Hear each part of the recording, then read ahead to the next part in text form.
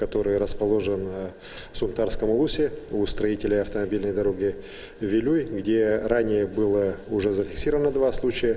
Поселок полностью изолирован на въезд и выезд. Вот сейчас, после необходимой изоляции дальнейших больных, поселок, еще раз говорю, будет на карантине до полного выздоровления всех больных, и соответствующие дезинфекционные меры на нем будут применяться. Еще раз говорю, что сегодня поселок полностью изолирован и угрозы населению Сунтарского улуса не существует. Конечно же, при этом необходимо будет все меры безопасности по району соблюдать. Руководителю оперативного штаба, главе улуса Григорьеву, такое поручение дано. 2 случая новых у нас по Якутску. Это члены семьи одного из ранее заболевших. Как такой положительный факт отмечу, что впервые за последние недели у нас нет увеличения количества больных по Алдану. Все анализы, которые были вчера, они показали отрицательный результат. Также хочу как позитивные факты отметить то, что несколько сотен анализов, взятых у работников и у пациентов перинатального центра в городе Якутске, они тоже все отрицательные. Вместе с тем, те меры, которые у нас начали применяться, они в обязательном порядке должны быть отработаны. И только после окончания срока карантина и дезинфекции перинатальный центр сможет вновь приступить к работе. Хочу также отметить, что на Чаендинском месторождении сейчас работает большая группа медиков из «Газпрома», из Якутска от Минздрава Республики.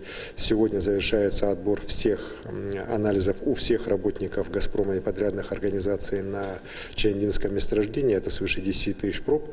И потом они будут все направлены в Москву и Санкт-Петербург для анализов. И к концу недели мы будем четко понимать размеры очага заражения по Чаендинскому месторождению. Сегодня там также действует режим карантина. Пользуясь случаем, еще раз хочу сказать, особенности по той ситуации, которая у нас по городу Якутску, по анализу тех больных, которые сегодня у нас имеются, хочу отметить, что необходимо все-таки максимально соблюдать режим изоляции. Потому что когда пенсионеры посещают, мы видим это по биллингу некоторых заболевших, посещают все торговые центры, которые, торговые большие магазины, которые в городе Якутске работают, имеют огромное количество контактов среди родственников, друзей, знакомых, и при этом они сами в конечном итоге оказываются сегодня уже зараженными коронавирусной инфекцией. Круг их контактов вовлекаются сотни людей, которые сегодня вынуждены сдавать анализы, вынуждены потом садиться на самоизоляцию, но и, к сожалению, некоторые из них также и заражаются при этих контактах.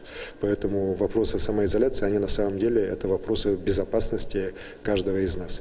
Просьба большая к жителям Якутска, жителям наших других населенных пунктов, где сегодня уже есть коронавирусная инфекция, все-таки правила самоизоляции максимально строго соблюдать. Спасибо. Спасибо большое.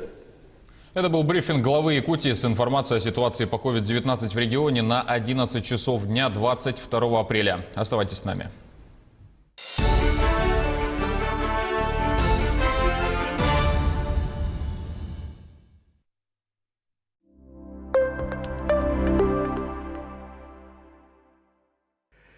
Внимание, уважаемые якутяне, сограждане! Каждый день увеличивается число якутян, зараженных коронавирусом. Коварный вирус быстро распространяется по республике. Он передается